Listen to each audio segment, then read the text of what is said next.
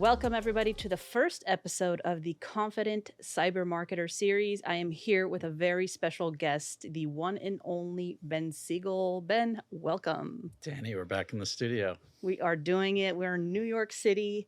We're having a great time in the cold weather coming from California. I want to know, Ben, what are you most excited about with regards to the series? I think what I'm most excited about is just the real stories, the real tactics, true information sharing at its finest from go-to-market pros, just like the folks that we work with day in, day out. Yeah, I love it. And this is exciting because we're doing this live in person. Obviously, I love meeting folks and coming to the studio and jamming. Today, we're going to be talking about how to accelerate speed to buyer insights in order to gain competitive advantage. Ben and I are going to go through some really nitty-gritty tactics on what you can take away today and get started so that you're able to stand out, differentiate, and actually move the needle much quicker than you have before. So I want to know who you guys are, where you're listening from. So drop that in the comments. Let us know. We want to be engaging with the audience during the show. Don't hesitate to comment, challenge us, ask questions. We are here for you. Today, we are going to be going through a few deep things. We're going to go through why most cybersecurity vendors get it wrong. We love to go through that. Why proprietary data doesn't exist in cyber. Why most data doesn't tell you the full story. We're going to give you our framework for how to get rapid buyer insight very quickly. We call it the rapid buyer insight loop. I like loops. If you don't know me from Audience First, we talked about loop-de-loops all the time. And then we're going to give you a little bit of practical application, how you can do this in less than 2 weeks. We'll have some Q&A, open discussion, and then we'll close off our thoughts. All right, before we get it going, do tell us what has been your biggest challenge when trying to gather real buyer insights. Drop it in the chat. Let's tackle it together. We want to know. You ready? Let's do it. Cool. I actually want to tell you a story, Ben, about how I started in cybersecurity marketing, running demand gen for a cybersecurity company. It was about 6 years. Well, I started about 7 years ago, but it was 6 years ago when I realized I was up for a very big challenge that I think a lot of us marketers and salespeople face. That's to generate more pipeline fast. We had a really great product. I loved the company. We had an awesome product, smart people, solid content strategy, well-funded demand engine, but there was one problem. And we were seeing that deals were stalling, conversions were low, buyers weren't necessarily engaging the way that we expected. And so when I went to dig into the data, MQL data, content engagement, sales cycle reports, nothing really told me why our messaging wasn't landing. And so I really had to figure it out soon because I was faced with those really aggressive growth goals. Lo and behold, the CMO hired a creative agency, spent hundreds of thousands of dollars to design what I thought would be a really cool campaign. We waited 4 weeks for the first iteration, the initial concepts. And when we sat in the room to review them, kind of like we're sitting right now, even I, who at the time knew precious little about the customer, I was really underwhelmed. I was like, we spent money on this? And so it hit me like a ton of bricks because, I mean, we weren't just fighting for attention. We were really, at that point, I realized we were drowning in the sea of sameness. And so I had to dig deeper, right? Like myself, I knew that these assets wouldn't cut it. I sat in on sales calls, asked practitioners that I knew what influenced their decisions. But that's when I really had a realization that the problem wasn't the lack of data. We had the analytics, the CRM reports in Salesforce, competitive analyses. We had, some insights and data from analyst relations.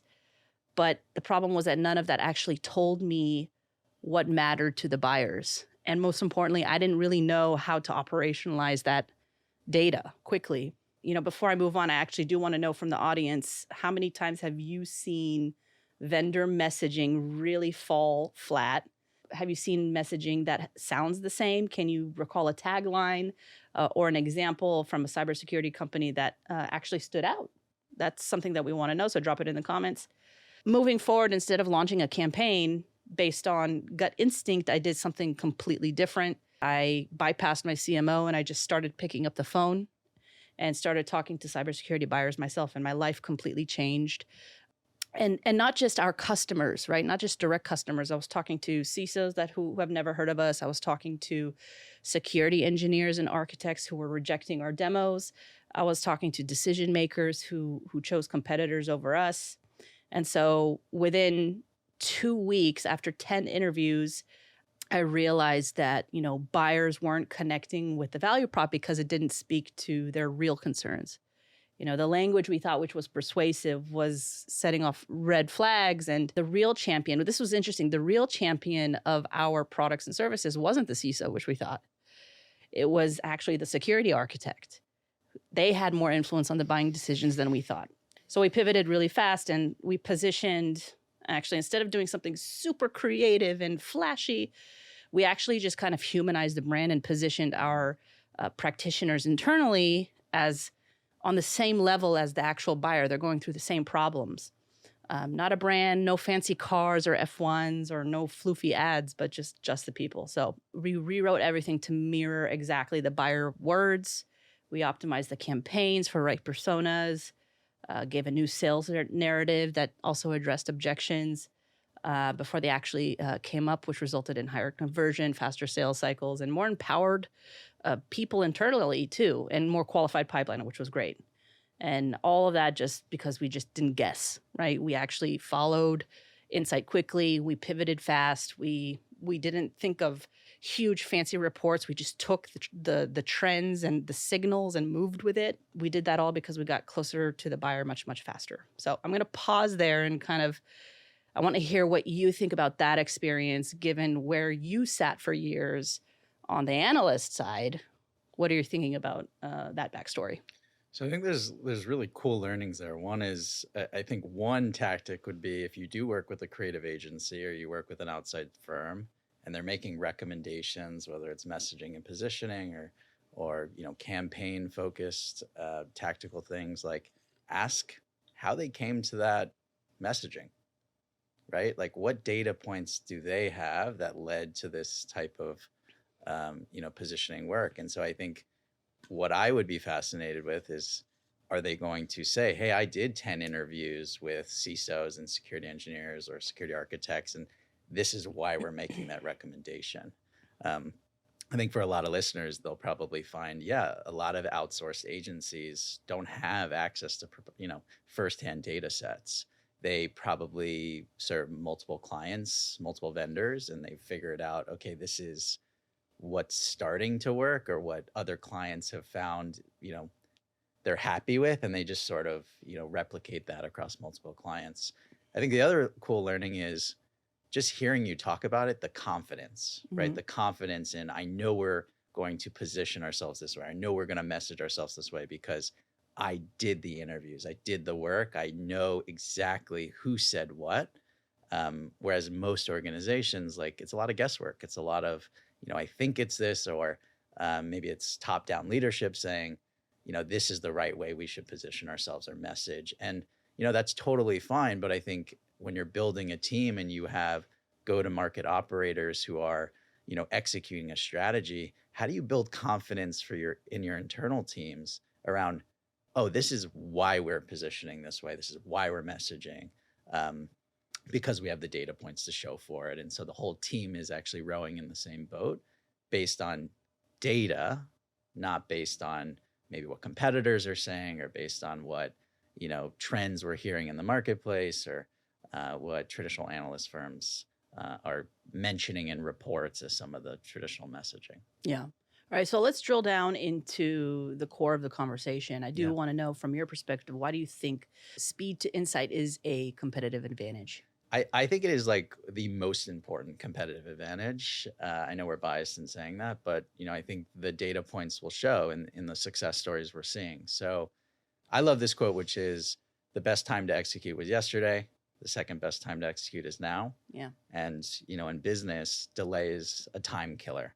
I don't know who said that. I think it was Tony Robbins or Warren Buffett, but it's true, right? Like, time is not on business's side, right? We need to hit our growth goals. We have certain performance metrics in most cases to get to our next funding round or to ensure that we can double-digit growth or reach profitability and continue to grow the business. And so insight specifically from the customers or the prospective customers that matter to you is actually the signal. Mm-hmm. And I think we get lost in the noise. We look at, again, what our competitors are doing, or we're looking at what our analysts telling us. Well, it's not really personalized to our business, right? If you think about how traditional analyst firms operate, they're talking to all the vendors in the space, they're talking to customers, they're making their own predictions, right, about where they see the space operating. And so in some cases, it can be sort of a bad game of telephone, right? Mm-hmm. And when you ask, why are you making this recommendation to us? Why is that messaging important? Or why is that product feature important? It's just packaged as, well, this is what the market is telling us, right? But who's telling you, right? Like, what customer segments are telling you that? What stakeholders are telling you that? Why is this our opportunity in the marketplace? And so I think that is the real challenge, which is, in the focus of our webinar, which is there's not a lot of proprietary data sets anymore in security. And I think Ross from Venture and Security this week even said, like, if everyone has access to the same data and the same tools to handle that data, well, then we're kind of all building the same product. Yeah, exactly. And so I think we can learn a lot from the organizations who invest in research and development, who invest in research and insight, and happy to share stories around who those companies are and how they do it. But more importantly, if you get access to firsthand proprietary data sets, and when we say firsthand proprietary data sets, that's interviews that you do or an outsourced firm does on your behalf, but it's yours and you can see who it came from and specifically do that type of analysis and targeting, then that you're actually operating based on a unique data set versus, just what everyone else is doing or what the market is saying or what analyst firms are recommending in a more general sense. It's not truly personalized. Let's be honest. You've been at Gartner for years working with cybersecurity buyers and also with vendors. I want to understand truly how much of the insights vendors are getting, how much of it is actually new versus vendors just feeding back their own narratives. It's a hard question to answer. I think for organizations who have dispensable income and can afford to invest in that signal, knowing that signal is not personalized, but is signal, right? It is signal into where the market is moving and what, prospective or buyers are talking about. The challenge is if all of your competitors are hearing the same general recommendations, then again, it's not a proprietary data set. It's a data set, but it's not proprietary. And so I think that's been the challenge that we had with clients is, they are looking for personalized feedback into why their product is going to win, how it's going to be adopted, what problems it genuinely solves for the business. And the best way to get that information is both from your existing customers and from your prospective clients, those that you want to win. And oftentimes your existing clients will give you some signal, but it won't tell you the full story of the why and the how around how is a solution like ours adopted? How do we better sell it? How do we better serve clients so that we ensure that they see ROI for a solution like this? Getting that full buyer journey is oftentimes very difficult when you're just looking at small sub-segments of insight that you get through secondary research, right? Like looking at Gong data or looking at analyst reports or seeing what your competitors are saying. It's important, it's good data points, but it doesn't tell the full story that allows you to essentially go, okay, here's how we win, here's how we go to market, and I know that we're doing this differently than our competitors. Because those that are, and we're seeing this, those that are using proprietary data sets are growing faster than companies that don't. They don't miss revenue targets. They don't have stalled deals. They don't have middle to late stage conversion issues. It's easier to generate pipeline because they're saying the right things to the right people at the right time. Back to our audience here, we want to know, when was the last time your company invested in a big analyst report? Let us know in the comments. And most importantly, did it change your strategy? We want to know that. All right. In one of our episodes on Audience First, we talked about legacy analyst models and why they fail us. I think it first starts with just how is research collected Yeah. in traditional research firms. It tends to be 6 to 12 months, right? We often see that with Magic Quadrants or market guides or reports that come out on an annual basis. So, analysts are doing their data collection, synthesis, but oftentimes you're getting that report maybe 6 to 12 months. And so most of the times it's a little bit of a lagger indicator versus a leading indicator. So I think just speed to value inherently is not clear, just in the way you receive information. Yes, you can talk to analysts, and that is more of a in real time experience. But at the same time, it's very difficult to get personalized insights specific to your business, your company, your technology. Because what is the incentive for an analyst to give personalized insight to your company specifically? There's not a lot of incentive because they're actually engaging with all the competitors in the space. And so it's predominantly sharing market validation, product validation around where they see the category changing and moving, what they believe are the important features that companies should be investing in. And they're making those recommendations to all the competitors in the space. And so that's typically why we see a lot more saturation. It's also why we see a little bit more, similar companies selling similar features, not a lot of differentiation in the space. So Danny, one question I had is, if vendors can't rely on proprietary third-party data sets to stand out, what's the real alternative? And where should cybersecurity companies be getting their insights from? I love this question. And before starting it off, I just want to let you know, and the audience as well, I never got invited to any analyst call because the company only purchased 2 seats, one for the CEO and one for the CMO. And then we would get, insights or, an extra layer of perception from the CMO or sometimes the CEO, which we would then have to analyze and figure out, is this really relevant to me or not? So right. I just wanted to lay that out. I had to rely on Gong recordings, on sales call recordings, survey data, Salesforce, sometimes talking to just salespeople and customer success. But that only kind of provided clues, right? And it wasn't always contextual to what I needed. That's called secondary data. And then direct conversations with buyers. That's how I got, those signals and insights. And that's called primary data. And I quickly realized that secondary data wouldn't cut it in order to move the needle on what I needed, what the CMO needed, what the business needed.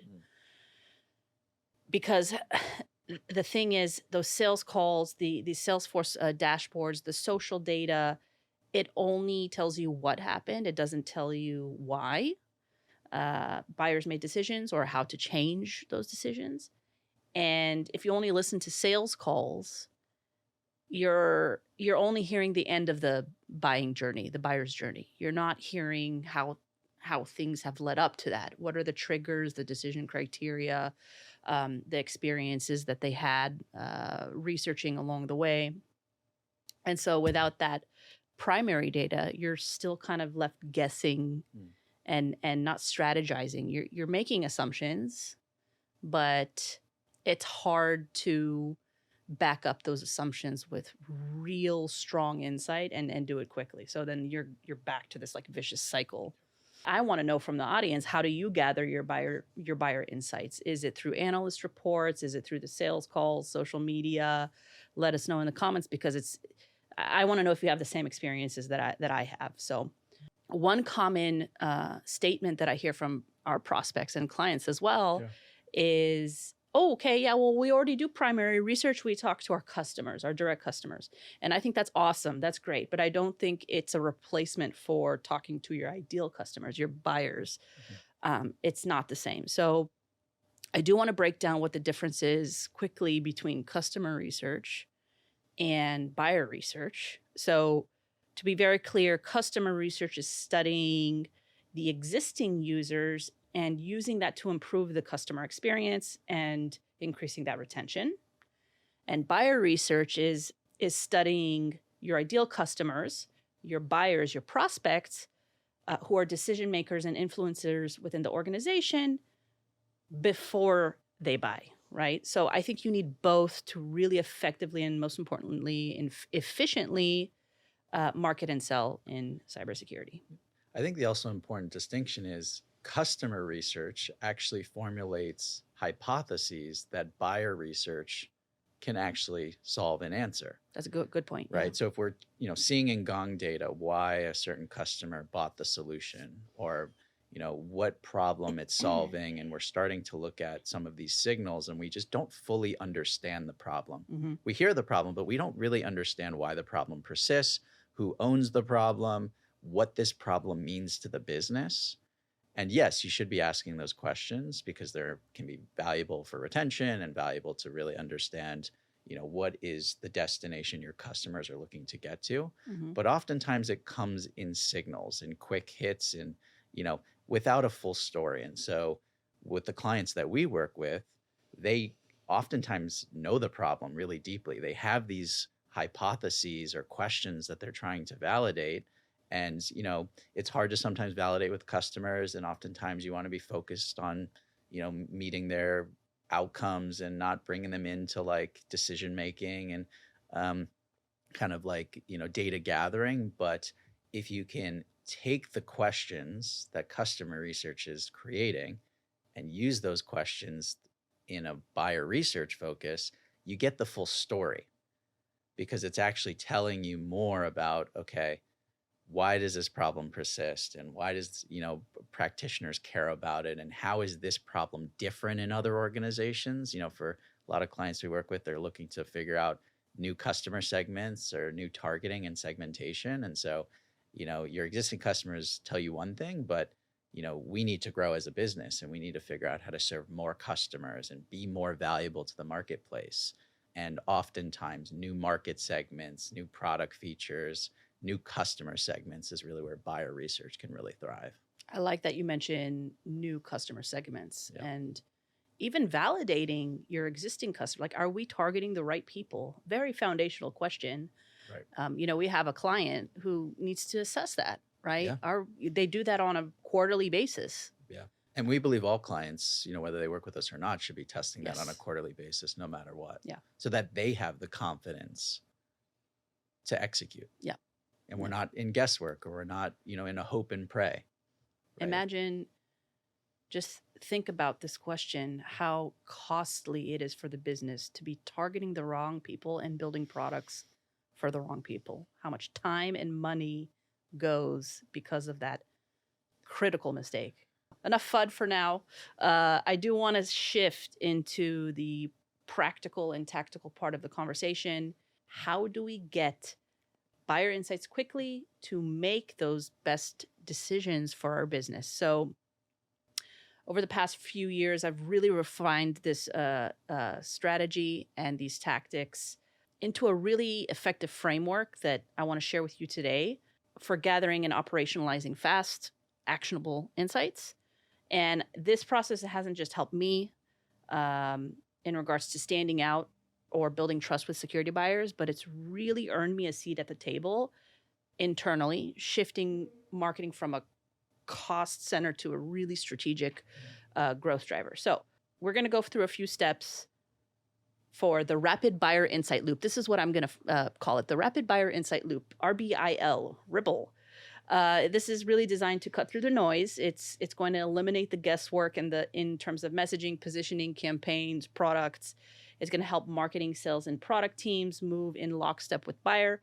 Let's go. So step 0, before you even talk to people, this is a huge step that I think is missed by several marketers, salespeople, product people. What is it that we even need to know? Do we even know what we need to know, or don't know? What is it? The unknown unknowns. I talked about this last year. Before you jump into gathering insights, you have to stop and ask yourself, what are the critical decisions that I'm trying to make for the business, for myself within my department? Who is the audience that I need to understand? And what insights are going to move the needle for the organization?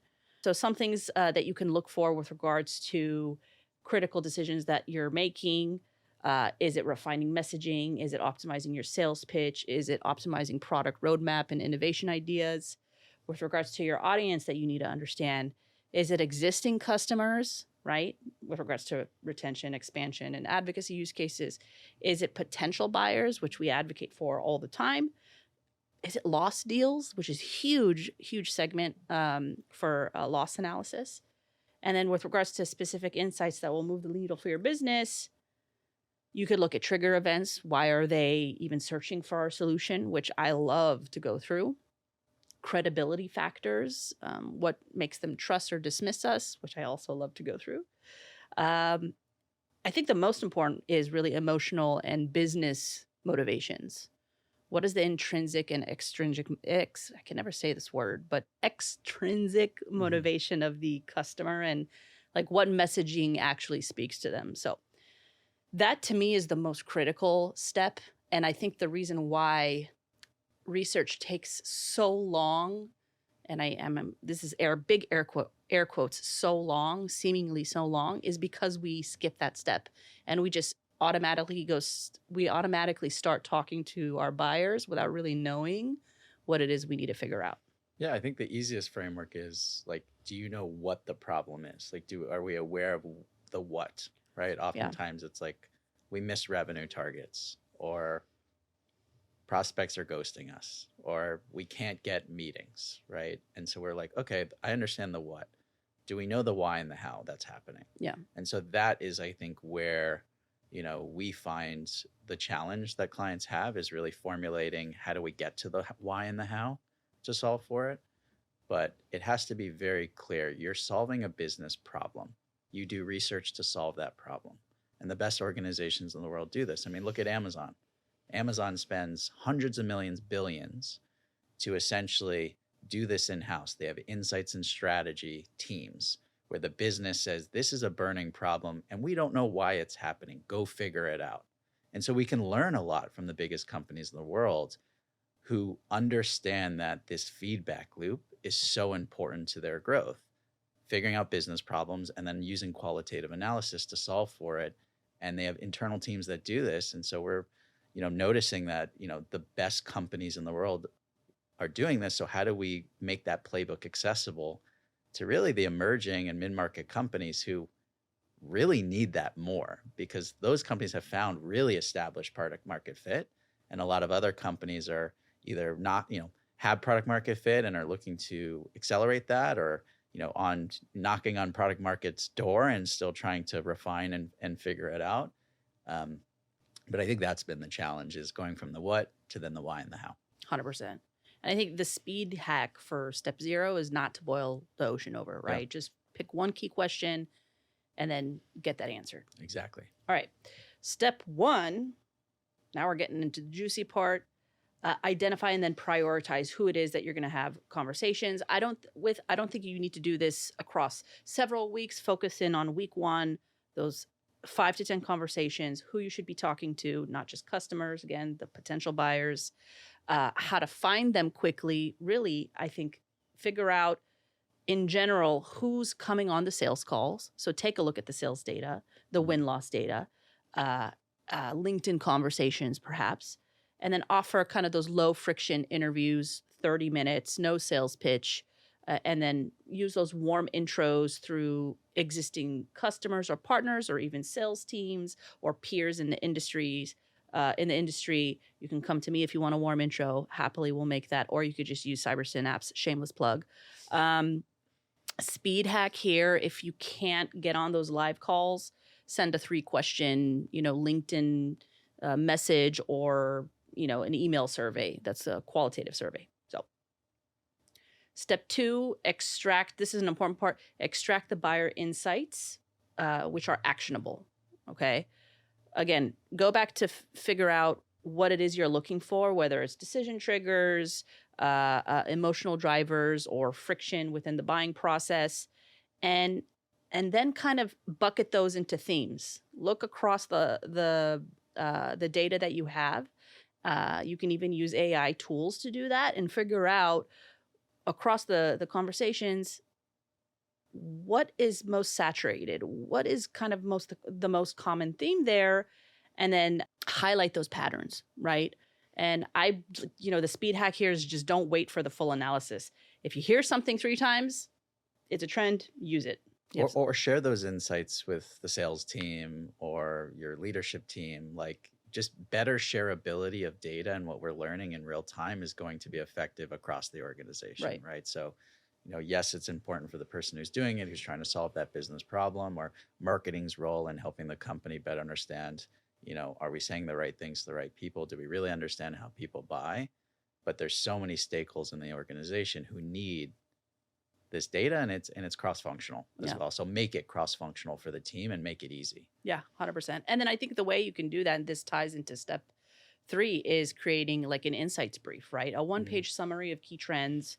You can even validate some of those trends in that data with additional data, right? Through Salesforce that you've already done with the secondary research, or your competitive analysis, like are our competitors messaging against these insights. But pressure test these insights and trends internally before taking action. But I think the biggest mistake we make really is waiting for that perfect report before we actually act. Yeah. If 70% of that is clear, make a move. So the speed hack here is make a document. You can call it like buyer's words document or whatever, like name it whatever, but make it clear and concise.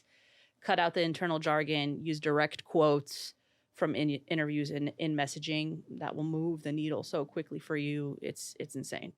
All right, step 4, which is a key component to the puzzle here, which I think a lot of folks miss, is really operational. It's hard, okay, but operationalizing the insights across all go-to-market teams. And the reason why it's hard is because sometimes there's not internal alignment, or we don't know how to articulate these insights in a way that makes sense to our stakeholders, right? Because they care about one thing over what I care about, perhaps. But this step is really about how to turn those insights into impact. So, for marketing, the big use case for me was rewriting messaging based off of actual buyer words that I heard. Right. And we didn't have to overcomplicate it. It was much simpler than I thought. Sales, adjusting, pitch decks or, defensible artifacts or even your demo delivery to address buyer friction. Product can ensure that the roadmap aligns with pain points that buyers actually feel and care about. So it's most important to make it easy for the teams to use those insights. And in order to do that, you really have to understand what your teams care about. It's not just about what you care about. So the speed hack here, if something is not working, pivot immediately. Don't wait a month to analyze. All right, that's it. That's the framework. Super fast, not too hard, I don't think. But I think the reason why this really works is because it reduces that dependence on the slow analyst relations process. And this isn't just a one-time thing. You should be doing this regularly. And this is why we call it a loop. It's not a one-and-done project. You should be doing this monthly or quarterly. And I really do think this builds trust internally. This process got me a seat at the table in 2 weeks. Yeah. When I started with this process over 3 years ago, I was not very good at it. I will say I was not very good at it. But the more I massaged that muscle, I got much better. And obviously there's still more work to do. This is a never-ending process. But once you get started, you'll be doing more than 95% of your peers and competitors in the industry. Let's just be real. So a quick question for our audience. What is stopping you and your organization from moving faster? Is it mindset? Is it process? Is it resources? We want to know. Drop it in the comments. I want to shift the conversation now to you, Ben, to another crucial component of the conversation. What are some of the metrics we measure at CyberSynapse when our clients talk to buyers? So there's 3 that we are focused on entirely, which is time to insight, time to decision, time to value. So if we break those things down, time to insight is, coming into an engagement with the client. We've talked about the what. what is the business problem we're trying to solve, and we're also trying to figure out the why and the how behind the problem. And so when we walk into engagements doing qualitative interviews, we're very clear on what we're trying to figure out. And then we're really also trying to figure out the why behind it and the how. And so are we getting insight? Are we getting signal around those things? So how fast can we get clients to start to paint a picture of the why and the how? Then how fast are we able to allow their teams to make a decision on that insight? So, right, once we've done the interviews and we're doing the analysis and we have a very strong understanding of the why and the how does that why and how, those data points, translate to the tactical? So, what decisions are we going to make inside the organizations? What changes are we going to make? Are we going to optimize our demo? Are we going to improve, change our messaging and positioning? Just to give examples. Then once we start executing that strategy, now we're getting back into that feedback loop you're talking about. How fast are we able to see the value? The value being better pipeline generation, better close rates, like looking at, okay, here's what we learned, here's what we did. Are we seeing the results? And that's the full spectrum.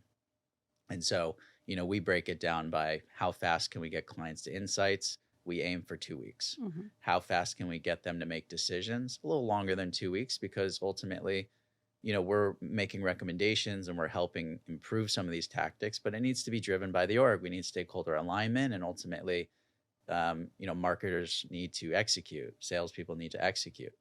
And then how fast can we go from, okay, now we're made these changes, which could take a month and a half, 2 months, to what are we seeing on a quarterly basis around actual metrics of success towards growth to the business. And the other metric we care about is how fast we can save you with time and money. Mm-hmm. A lot of the things we're talking about, the quick wins, doing the research, looking at the secondary data, it takes time. Yeah. And so where we see a lot of companies struggle is with bandwidth and, hey, this is not something that we have, core stakeholders doing, or maybe it's a portion of what they do. And so we value it. We know it's important to the business, but we need a team to help us. And so that's why we do a managed service. We do this on behalf of clients, and we do it end to end. But that's the metrics we care about, is how fast we can go from insight to decision to value. What are some stories you have of companies that used speed to insight as a competitive advantage? So there's two I'll give. One is most of the companies, are in some way trying to get to their next fundraising round. Mm-hmm. And so one of the things that we work with a lot of CEOs and executives and CMOs is how we can use this insight to, convey to investors, okay, this is our opportunity and here's what we're learning in the market. And most investors are asking, what unique knowledge or data do you have that others don't have? Right. Yeah. And so they have a confident answer. They can go into with investors and with their executive teams and say, okay, this is the unique data that we have, which is why we're going to execute on it. And so those are the competitive advantage that we see. So how to use customer research, buyer research to essentially really tell a unified story into, okay, this is how we're going to attack the market. This is where our next phase of growth is going to come from. Or more importantly, this is the product and features that we're going to build to serve that market. Mm-hmm. So that's one example. It's just how you can use insight to, convey to investors and really the marketplace that you can execute effectively. The other is really excitingly around just messaging and positioning, just really focused around, okay, we've been telling our story a little bit more top down or bottom up. Something's missing. We don't understand how our tool is adopted by security engineers, security architects. Does it actually help them? Does it save them time? In most engagements that we work with, we actually find that it doesn't save them a lot of time. The tools are actually sometimes very difficult for engineers and architects to use. And so what we're sharing with clients is, hey, if we can't solve how the tool is adopted, it's probably why you have retention challenges. It's probably why it's very difficult when an executive level CISO or VP or director brings you in, and then maybe the pilots don't work, the POCs are not as effective as you'd like them to be. Mm-hmm. It's because we're missing something from a stakeholder. Or maybe the opposite is true. The tool is really, really strong with engineers and architects, and they love it. but they're having a challenge conveying the ROI, the business value, to executive level decision makers. And so that is where we do focus interviews with CISOs and senior executives to understand, okay, is this really a problem the business is trying to solve? There's a ton of problems. Yeah. Is this a problem that they care about? How do they quantify the value of that? How do they justify the ROI of a solution like that? If we can't tell a full, complete narrative, that is typically where we see a lot of clients struggle. Yeah. Well, Ben, a lot of cybersecurity companies are spending tens, thousands of hundreds of dollars on analyst relations. If I'm a marketer trying to shift that budget or not renew with one of the legacy analyst firms, or at least carve out some of the resources that we have for direct buyer research, how do I make the case internally that we need to be pursuing primary research? Like, what have you seen work when it comes to getting leadership to buy into that? So I think it starts, this is very different across multiple organizations. Like I mentioned, analyst relations can be very difficult. It can work for some, it cannot work for others, right? It's not a unified experience. I think the better question to ask is, why did you engage a traditional research firm? Like, what were you trying to solve for the business? Why do you feel like analyst relations is going to help solve for that? And how are they going to solve that for the business? And that's where I see a lot of just misaligned expectations, or clients are like, I've been, a client for 2, 3 years now. We just haven't really cracked the code. And sometimes it's really around research, being in research, or analysts making recommendations. And that is not the business model of traditional research firms, right? They are not contracted to recommend you, to write about you, right? That is not a deliverable of the relationship. Any representative of an analyst firm who tells you that it is, like, run. Yeah. Right? Because, you're going to very much be disappointed if that's the expectation. Most of the expectation is kind of what we're getting at. I don't have a lot of primary data sets or proprietary data sets. I'm using secondary, but for the past 20 years, traditional research firms have been the proprietary data set. I can go to this analyst who talks to the market and talks to competitors and is going to give me the signal. Yeah. But again, it's not personalized to your organization. And so if you are in a position as a company where you have enough dispensable budget to invest in that signal because you want to know what that signal maybe is sharing with the entire market, do it.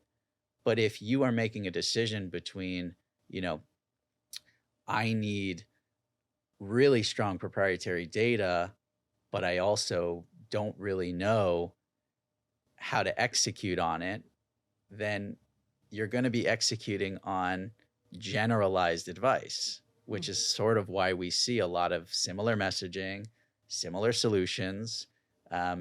It's commoditization at its finest, because we're not executing on proprietary data. And so why are we so excited about the idea of you can talk directly with practitioners instead of an intermediary, is because that data is proprietarily yours.